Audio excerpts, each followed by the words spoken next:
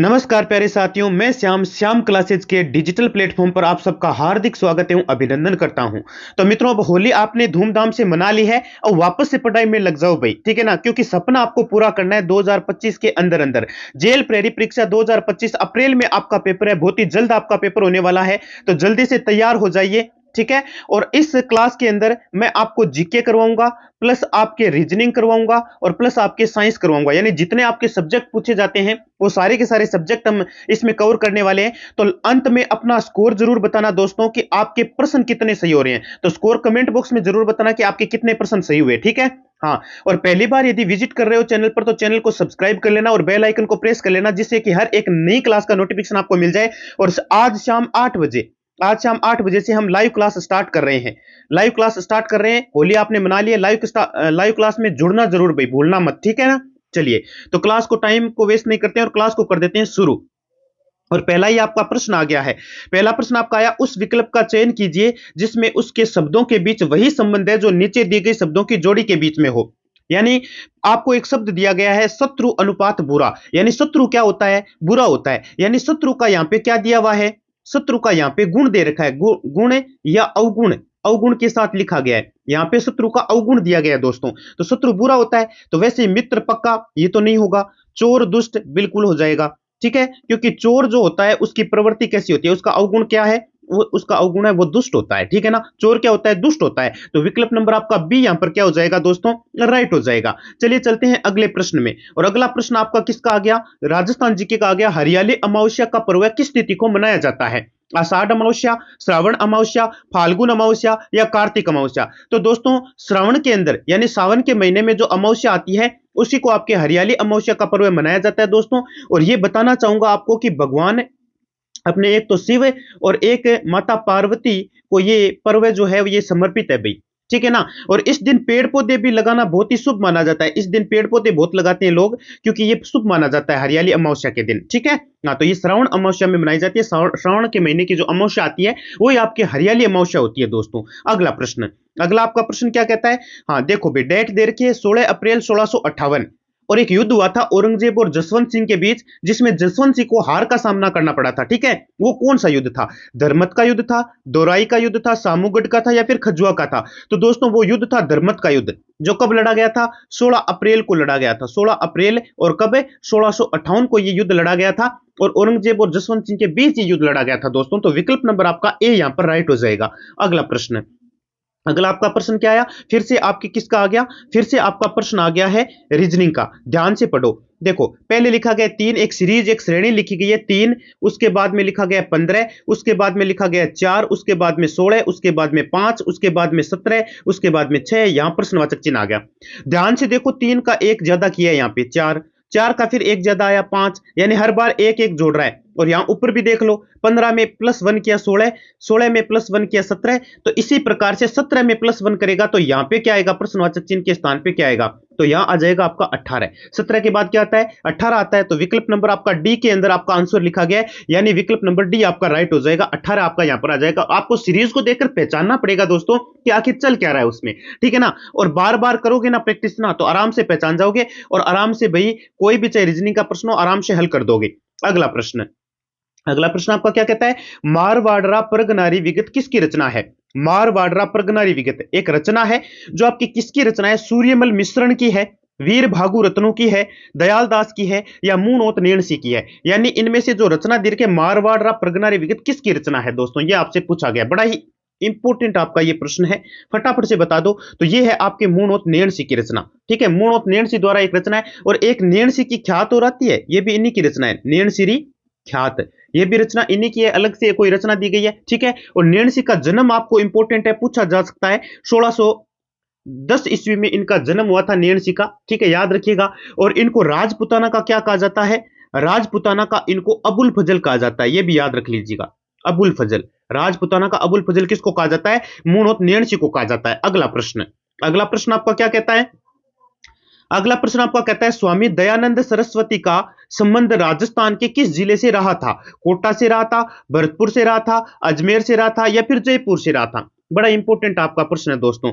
तो दयानंद सरस्वती जो जाने जाते हैं परोपकारिणी, परोपकारिणी सभा की स्थापना इन्होंने की थी। किसने की थी? दयानंद सरस्वती ने की थी। और इनका जन्म हुआ था 12 फरवरी को, 12 फरवरी 1824 को इनका जन्म हुआ था। कहां पर हुआ था? काठियावाड़ में। एक देखो गुजरात के अंदर एक मोरबी गांव पड़ता है, वहां पर इनका जन्म हुआ था दोस्तों। कौन सा गांव? मोरबी गांव पड़ता है, काठियावाड़ क्षेत्र आता है, वो काठियावाड़ क्षेत्र में मोरबी गांव में इनका जन्म हुआ था 12 फरवरी 1824 को। बहुत ही इंपॉर्टेंट है, याद रख लीजिएगा, अलग से पूछा जा सकता है दोस्तों, ठीक है। और इनकी मृत्यु पूछ ले, मृत्यु कब हुई थी? मृत्यु कब हुई थी बताओ? तो 30 अक्टूबर को हुई थी, 30 अक्टूबर 1883 को इनकी मृत्यु हो गई थी, ठीक है ना। और स्वामी दयानंद सरस्वती जो परोपकारिणी सभा के लिए जाने जाते हैं, और इनका संबंध आपसे पूछा किससे रहा था, तो इनका संबंध रहा था अजमेर से। विकल्प नंबर सी आपका राइट हो जाएगा, अजमेर बताने वाले कैंडिडेट राइट हो जाएंगे, ठीक है। Very good. अगला प्रश्न देखो, अगला प्रश्न क्या कहता है? निम्नलिखित में से किस किले को सोनार का किला या स्वर्ण किला के नाम से जाना जाता है? एक तो देखो स्वर्णगिरी है, वो अलग चीज है, स्वर्णगिरी अलग चीज है, ये नहीं पढ़ रहे हैं हम। सोनार का किला या स्वर्ण किला के नाम से कौन सा जाना जाता है? तो दोस्तों जैसलमेर का किला है, जिसको सोनारगढ़ कहते हैं, सोनारगढ़ कहा जाता है। और ये पीले पत्थरों से निर्मित है, पीले पत्थरों से निर्मित है। और धूप के अंदर ये सोने जैसा चमकता है दोस्तों, सोने जैसा। धूप के अंदर कैसा चमकता है? सोने के जैसा चमकता है। इसी वजह से इसको सोनार का किला या स्वर्ण किला कहा जाता है। और ये आपका जैसलमेर में है दोस्तों। बड़ा ही प्यारा किला है ना, अच्छा किला है। बहुत से लोग यहाँ पे भ्रमण के लिए आते भी हैं। अगला प्रश्न आपका फिर इंपॉर्टेंट आ गया है। और प्रश्न आपका कैसा है? यदि पी से तात्पर्य प्लस है, यानी पी का मतलब क्या है? प्लस। और एक्स का मतलब है गुणा, डी का मतलब है भाग, और एम का मतलब है माइनस, तो बताओ इसका उत्तर क्या होगा? तो मैं 7 लिख लेता हूं, फिर मैं 12 लिख लेता हूं। बोडमास नियम लगेगा, बहुत ही आसान है, समझो पहले इसको। डी लिख देता हूं, पी लिख देता हूं, और इनका तो वैसे अर्थ दे रखा है ना, ये क्यों लिख रहे हो सर? तो 7 लिख दिया, 12 लिख दिया, फिर 4 लिखो, 4 लिख दिया, फिर आपके 6 लिखो, 6 लिख दिया, फिर यहां पे 5 लिख दिया। ये संख्या मैंने सारी लिख दी यहां से। अब एक्स का मतलब क्या है? एक्स का मतलब ये रहा, देखो गुणा है, यहां गुणा लगा दो, ठीक है। फिर डी, डी लिखा गया ना, 12 के बाद में डी लिखा गया। डी का मतलब क्या है? डी का मतलब भाग है सर, भाग लगा दो यहाँ पे। और उसके बाद में पी का मतलब क्या है? पी का मतलब देखो दिया हुआ था आपको, पी का मतलब प्लस है सर जी, यहाँ पे प्लस हो जाएगा। और लास्ट में एम आया, एम का मतलब माइनस दे रखा है, यहाँ माइनस लगा देंगे। अब इसको हल करो, कौन से नियम से हल करोगे? बोर्ड मास नियम से, बोर्ड मास नियम से इसको हल करना है। तो सबसे पहले बोर्ड मास नियम कहता है कि भाग होना चाहिए, तो 7 पड़ा रहने दो, इंटू 12 में 4 का भाग दिया, 3 बार गया, फिर प्लस का 6 माइनस का 5। अब गुणा कर दो, गुणा करोगे 7 या 21 हो जाएगा, और प्लस का 6 माइनस का 5। अब जोड़ बाकी साथ में कर सकते हो, 21 और ये कितना बच गया? प्लस 1, कितना आ गया? 22 आ गया सर जी। 22 कहां पे लिखा है? 22 तो सर जी विकल्प नंबर ए में लिखा है। तो माइनस का 22 नहीं आएगा, आपके प्लस का 22 आएगा। तो विकल्प नंबर ए को ताला लगा दो। बड़ा ही प्यारा सा प्रश्न था, आराम से बोर्ड मास नियम से हल कर दिया आपने, और ऐसे ही आपको हल करना आना चाहिए भाई। और पक्का एक प्रश्न बोर्ड मास का पूछा जाएगा दोस्तों, ठीक है। चलिए चलते हैं अगले प्रश्न में। और अगला आपका प्रश्न देखिए, अगला प्रश्न आपका क्या लिखा है? देखो प्रश्न बड़ा ही इंपॉर्टेंट है, IC 6 लिखा गया है। अब देखो ए बी, पहले सुन लो, पहले मैं समझा देता हूं। ABCDEFGHI, चलो यहां तक आ गए। आई तो ये रहा आपका, कितने नंबर पर है? 1 2 3 4 5 6 7 8 9 नंबर पे है, लीजिए 9 लिख दिया। और सी कितने नंबर पर है? 1 2 3 3 नंबर पर है, ये लीजिए 3 लिख दिया। तो 9 को और 3 को जोड़ो, देखो पता तो आपको लगाना पड़ेगा। 9 को और 3 को जोड़ते हैं, 2 का भाग लगाते हैं, तो 9 और 3 12, 12 में 2 का भाग कितनी बार गया? 6 बार गया। वैसा का वैसा डीपी में करना है, डी प्लस पी बटे 2 कर दो। डी कितने नंबर पे आता है? 4 नंबर पे आता है सर। पी कितने नंबर पे आता है? 16 नंबर पे आता है। 2 का भाग लगा दो, 16 और 4 कितने हो गए? 20। 20 में 2 का भाग दिया, कितनी बार गया? 10 बार चला गया सर जी। तो विकल्प नंबर आपका बी राइट हो जाएगा। मतलब जिस प्रकार IC अनुपात 6 लिखा है, इसका मतलब है I आता है आपके 9 नंबर पे, C आता है आपके 3 नंबर पे, उन दोनों का योग करके आधा करते हैं तो 6 आता है। वैसे D और P का योग करके आधा कर दो, यानी 4 + 16 का आधा कर देंगे, 20/2 यानी 10 आ गया आपके। विकल्प नंबर बी को ताला लगा दो दोस्तों, बी आपका राइट हो जाएगा। Very good. अगला प्रश्न आपका फिर से राजस्थान जीके का गया। राजस्थानी उपन्यास और नाटक के प्रथम लेखक कौन थे? निम्न में से सबसे उपयुक्त विकल्प चुनना है। नेमिचंद भारतीय थे, देवीचंद भारतीय थे, शिव कुमार भारतीय थे, या शिवचंद्र भारतीय थे? तो दोस्तों नाम आता है शिवचंद्र भारतीय का। विकल्प नंबर डी को ताला लगा दो, D is the correct answer. विकल्प number D is the very very, हाँ बिल्कुल ये राइट आंसर हो जाएगा आपका। डी को लॉक कर दो, ठीक है। हाँ तो डी आपका क्या हो जाएगा? राइट हो जाएगा। Very good. अगला प्रश्न देखो, अगला प्रश्न क्या कहता है? अगला प्रश्न कहता है अल्लाह जिलाई बाई एक प्रसिद्ध लोक कलाकार है जो के लिए जानी जाती है। भाई अल्लाह जिलाई बाई किसके लिए जानी जाती है? तो ये जानी जाती है मांड गायन के लिए। ये एक मांड गायिका थी। इनका जन्म कहाँ हुआ था? इनका जन्म हुआ था बीकानेर के अंदर। गुरुजी कब हुआ था जन्म? जन्म हुआ था 1 फरवरी 1902 को। ठीक है, डेट याद रखनी जरूरी है, बहुत इंपॉर्टेंट है, डेट पूछी जाए। बीकानेर के अंदर 1 फरवरी 1902 को इनका जन्म हुआ था। मांड गायिका के लिए जानी जाती है और 10 वर्ष की उम्र में गायन शुरू कर दिया था इन्होंने और सबसे पहले गाया था गंगा सिंह के दरबार में। गंगा सिंह के दरबार में इन्होंने गायन शुरू कर दिया था। 10 वर्ष की आयु में गायन किया था इन्होंने, गंगा सिंह के दरबार में गाया था सबसे पहले। ठीक है, और ये मांड गायिका के नाम से प्रसिद्ध है दोस्तों, अल्लाह जिलाई बाई। ठीक है, वेरी गुड। गौरी बाई कह सकते हो इसी को, है ना, नाम तो है इनके। बीकानेर के राठौड़ी ख्यात के लेखक कौन थे? कविमान थे, दयालदास थे, सूरजभान थे या नैणसी थे? तो दोस्तों बीकानेर रे राठौड़ी ख्यात के लेखक कौन थे? तो बीकानेर में राठौड़ी ख्यात के लेखक थे आपके कौन है? ये थे आपके दयालदास। दयालदास का नाम आता है और दयालदास का जन्म हुआ था 1798 ईस्वी में। कब हुआ था? 1798 ईस्वी। याद रखिएगा, बहुत इंपॉर्टेंट है, पूछा जा सकता है अलग से। ठीक है, और कौन सा गांव? एक कुबिया गांव आता है दोस्तों। कुबिया गांव के अंदर इनका जन्म हुआ था। गांव पूछ ले, आपको डेट पूछ ले, हैं, जन्म की सन पूछ ले, आपको तो याद होनी चाहिए दयालदास। और बीकानेर के राठौड़ी ख्यात के ये लेखक माने जाते हैं दोस्तों। अगला प्रश्न देखो, अगला प्रश्न क्या कहता है? अगला प्रश्न आपका ये कहता है दोस्तों, जैसे सही का विलोम गलत है वैसे तैरना का विलोम क्या होगा? सामने दिख रहा है सही का विलोम लिखा है गलत, तो तैरना का विलोम बताओ। तो तैरना का तैरना तो नहीं होगा दोस्तों, न डुबकी मारना होगा, न झूलना होगा, डूबना होगा। इसका उल्टा क्या होगा? इसका उल्टा डूबना होगा। तो विकल्प नंबर आपका विलोम शब्द बी में लिखा गया है और तैरना के अनुपात में क्या आ जाएगा? डूबना हो जाएगा। तो विकल्प नंबर बी को ताला लगा दो, B is the correct answer. अगला प्रश्न, अगला प्रश्न आपका क्या कहता है? प्रश्न इंपॉर्टेंट है। रम्मत लोक नाट्य राजस्थान के किस क्षेत्र से संबंधित है? अरे रम्मत लोक नाट्य जो है वो राजस्थान के कौन से क्षेत्र से संबंधित है? दौसा, उदयपुर, बीकानेर, भरतपुर। तो दोस्तों जैसलमेर होता और बीकानेर नहीं होता तो जैसलमेर कर देते, क्योंकि जैसलमेर और बीकानेर दोनों का ही प्रसिद्ध है ये। विकल्प नंबर सी आपका राइट हो जाएगा। रम्मत लोकनाट्य आपका बीकानेर का प्रसिद्ध है दोस्तों, है, बड़े ही धूमधाम से ये किया जाता है आपके। अगला प्रश्न, अगला प्रश्न है, इन दो शहरों में जंतर मंत्र स्थित है। दो ऐसे कौन से शहर है जिनमें जंतर मंत्र स्थित है? अब जयपुर का तो नाम सुना है सर जी, जयपुर यहां लिखा गया है, यहां पर भी लिखा गया जयपुर, है ना, लेकिन जयपुर के साथ और कौन आता है? जयपुर के साथ दोस्तों दिल्ली आता है। विकल्प नंबर सी को ताला लगा दो। अरे दिल्ली, जयपुर और दिल्ली जो है ना, उनमें आपके जंतर मंत्र स्थित है दोस्तों। तो विकल्प नंबर आपका सी राइट हो जाएगा। अगला प्रश्न देखो, अगला प्रश्न आपका क्या कहता है? अगला प्रश्न आपका कहता है, एक लड़की का परिचय कराते हुए विपिन ने कहा, विपिन नाम का एक बंदा है, एक लड़की का परिचय कराते हुए कहा, उसकी माता, यानी उस लड़की, ये लड़की है और इसकी माता की बात चल रही है। इसकी माता जो है मेरी सास, यानी इसकी माता जो है वो मेरी सास की इकलौती बेटी है। विपिन का उस लड़की से क्या संबंध है? सीधा बताओ, सीधा दिमाग चलना चाहिए आपका। अरे वो उस लड़की का पिता है भाई, क्या है वो? उस लड़की का पिता है। अब मैंने बार बार डायग्राम बना के काफी क्लासों में समझा दिया है, अब आपको डायग्राम बनाना आना चाहिए और सारे कमेंट बॉक्स में एक बार जरूर बताएंगे कि आपने पिता कैसे बताया, पूरा सिस्टमेटिक बताएंगे, ठीक है। अरे एक लड़की का परिचय देते हुए विपिन ने कहा कि उसकी माता मेरी सास की इकलौती बेटी है, तो विपिन का उस लड़की से क्या संबंध? तो विपिन उसका पिता नहीं हुआ क्या? हाँ सर जी, पिता हो गया। तो विकल्प नंबर बी आपका यहाँ पर क्या हो जाएगा? राइट हो जाएगा। वेरी गुड, बस इस प्रकार से पढ़ना शुरू कर दो, इस प्रकार से क्वेश्चन आने चाहिए आपको, ठीक है। अगला प्रश्न, अगला प्रश्न क्या कहता है? जयपुर के किस दुर्ग में तोपे बनाने का कारखाना है? नाहरगढ़ में है, जयगढ़ में, मोती डूंगरी में या फिर आमेरगढ़ में है? तो दोस्तों तोपे कहां बनाई जाती है? तोपे बनाई जाती है जयगढ़ के अंदर। कहां बनाई जाती है? जयगढ़ के अंदर बनाई जाती है। अब अलग से आपको प्रश्न पूछ ले कि जय बाण तोप कहां रखी गई है? जय बाण तोप आपके कहां रखी गई है? बताओ बताओ, कहां रखी गई? राजस्थान में कहां रखी गई जय बाण तोप? तो जय बाण तोप जयगढ़ में रखी गई है दोस्तों, कहीं और नहीं रखी गई है। तो जयगढ़ी तो आपका तोप बनाने का कारखाना है और यहीं पर आपकी जय बाण तोप रखी गई है। बहुत इंपॉर्टेंट है, पूछा जा सकता है, इंपॉर्टेंट प्रश्न है ये कि जय बाण तोप कहां रखी गई है। तो जयगढ़ करके आना आपको, जयपुर करके आना, जयपुर कर देना। Very good. अगला प्रश्न, अगला प्रश्न आपका क्या कहता है कि महिला पोशाक पोमचा, यानी जो महिलाएं होती है वो पोमचा कौन से अवसर पर पहनती हैं? सगाई के अवसर पर पहनती हैं? नहीं सर।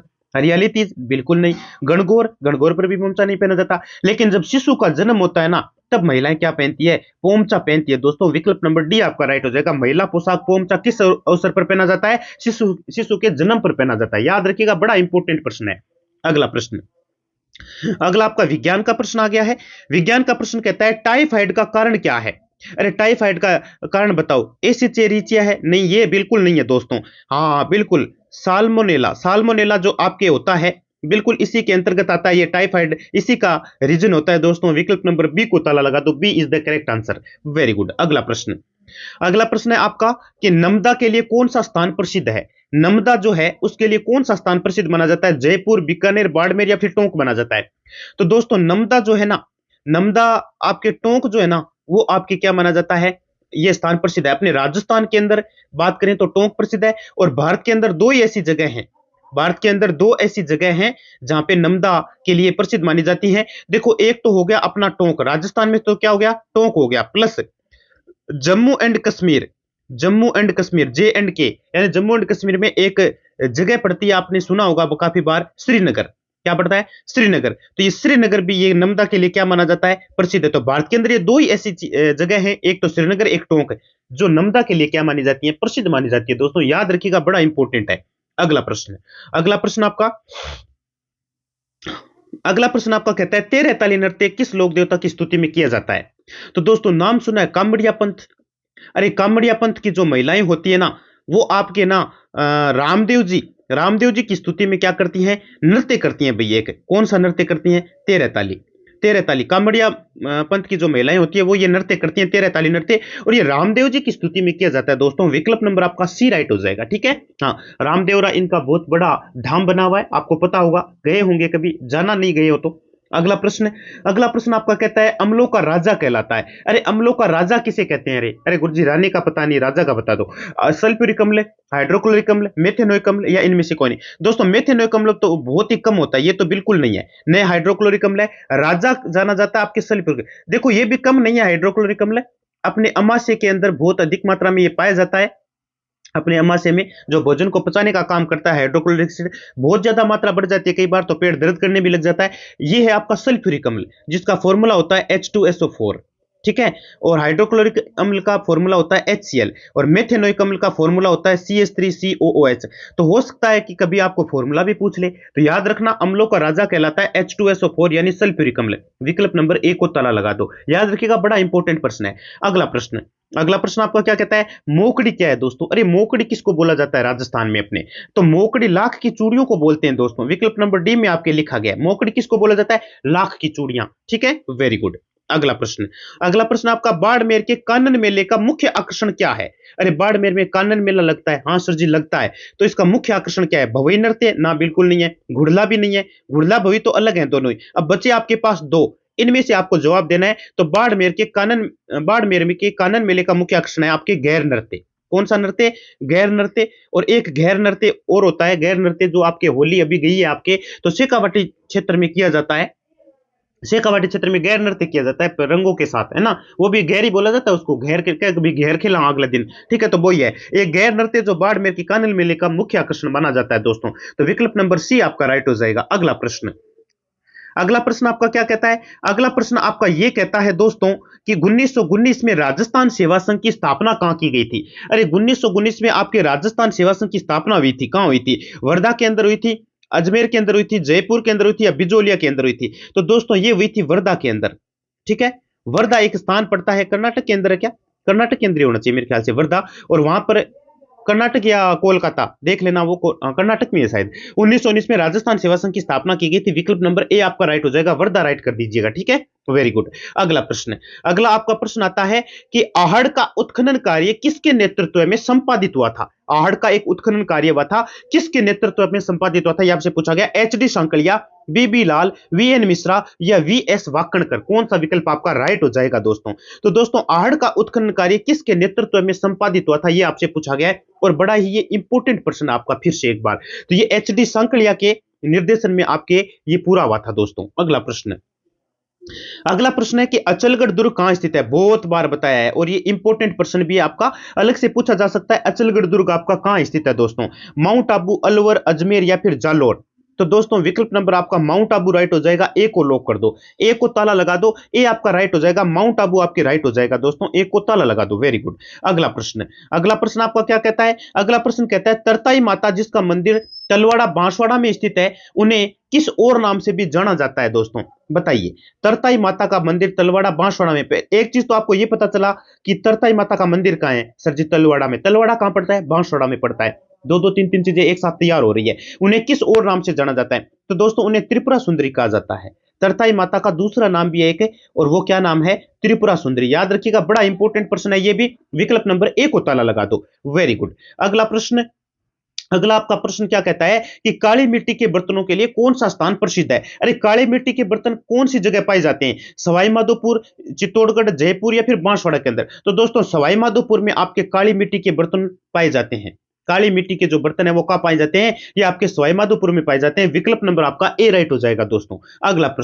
अगला प्रश्न आपका, किस आंदोलन के संदर्भ में ट्रेंच आयोग का गठन किया गया था? बूंदी आंदोलन, बेंगू आंदोलन, बिजोलिया आंदोलन या अलवर आंदोलन? कौन सा विकल्प आपका राइट हो जाएगा? तो दोस्तों विकल्प नंबर आपका बूंदी आंदोलन। ए को लॉक कर दो, ए को ताला लगा दो। कौन से किसान आंदोलन के संदर्भ में ट्रेंच आयोग का गठन किया गया था? तो ये किया गया था बूंदी आंदोलन में। ठीक है, वेरी गुड। तो विकल्प नंबर ए को ताला लगा दो। अगला प्रश्न, अगला आपका प्रश्न कहता है दोस्तों कि बूंदी एवं कोटा क्षेत्र में कौन सी बोली बोली जाती है? अरे बूंदी और कोटा क्षेत्र जो है उसमें कौन सी बोली बोलते हैं? ज्यादातर ब्रज बोलते हैं, बागड़ी बोलते हैं, मेवाती बोलते हैं या हाड़ौती बोली जाती है? तो दोस्तों इस क्षेत्र में हाड़ौती बोली जो है ना वो बहुत अधिक मात्रा में बोलते हैं। बूंदी और कोटा क्षेत्र में हाड़ौती बोली जाती है दोस्तों, है ना। और गोड़वाड़ी होती है एक, अरे गोड़वाड़ी वो उस साइड में हो जाती है आपकी। ये किसकी उपबोली है? ये मारवाड़ी की उपबोली है। मैंने आपको कल बताया था, आपको पूछा जा सकता है प्रश्न कि गोड़वाड़ी उपबोली गोड़वाड़ी किसकी उपबोली है? तो ये मारवाड़ी की उपबोली है दोस्तों, याद रखिएगा ये भी साथ में। अच्छा प्रश्न है। अगला प्रश्न, जोधपुर का प्रसिद्ध जोधपुर का प्रसिद्ध बादला निम्न में से क्या है? अरे जोधपुर का एक प्रसिद्ध है बादला, बताओ क्या है ये? पोमचा है ना? पोमचा ना है सर। लकड़ी का मंदिर नहीं। जस्ते से बना पानी का पात्र है, बिल्कुल। जस्ते से बने पानी के पात्र को क्या कहा जाता है? बादला कहा जाता है दोस्तों। विकल्प नंबर आपका सी राइट हो जाएगा यहां पर, वेरी गुड। अगला प्रश्न, और साड़ी जो है, साड़ी के लिए कौन सा प्रसिद्ध माना जाता है? साड़ी के लिए जोधपुर प्रसिद्ध है अपने, ठीक है। हाँ, एक अलग प्रकार की साड़ी होती है, वो अलग अलग स्थान के लिए पूछी जाती है। जोधपुर के जसवंत थड़ा का निर्माण किसने करवाया था? जोधपुर के जसवंत थड़ा का। अब मुझे पता है काफी गलत करेंगे, महाराजा जसवंत सिंह द्वितीय, महाराजा सरदार सिंह, हनुवंत सिंह या उमेद सिंह। अब काफी कैंडिडेट जसवंत सिंह करके आएंगे। अरे दोस्तों जसवंत सिंह ने नहीं करवाया था, जोधपुर के जसवंत थड़ा का निर्माण आपके सरदार सिंह के द्वारा करवाया गया था। विकल्प नंबर बी आपका राइट हो जाएगा, ठीक है, वेरी गुड। अगला प्रश्न आपका क्या कहता है? बालाथल सभ्यता का पुरातत्व स्थल कहां स्थित है? बालाथल सभ्यता का पुरातत्व स्थल जो है वो आपका कहां पड़ता है दोस्तों? वेरी बड़ा ही इंपॉर्टेंट अच्छा प्रश्न आया है आपका, और ये आपका वल्लभ नगर कहां पड़ता है? आपका उदयपुर के अंदर, ठीक है। वल्लभ नगर उदयपुर में आपके पुरातत्व स्थल जो है वो आपका क्या है? स्थित है दोस्तों, ठीक है, वेरी गुड। आशा और उम्मीद है कि क्लास आपको बहुत अच्छी लगी होगी। अपना स्कोर जो है वो आप जरूर बताइएगा, ठीक है। हाँ, स्कोर बता दीजिए। और शाम को आज शाम को ना 8 बजे लाइव क्लास चालू हो जाएगी, आपकी लाइव क्लास होने वाली है, तो तैयार रहिएगा सारे के सारे कैंडिडेट भाई, ठीक है। धन्यवाद मित्रों।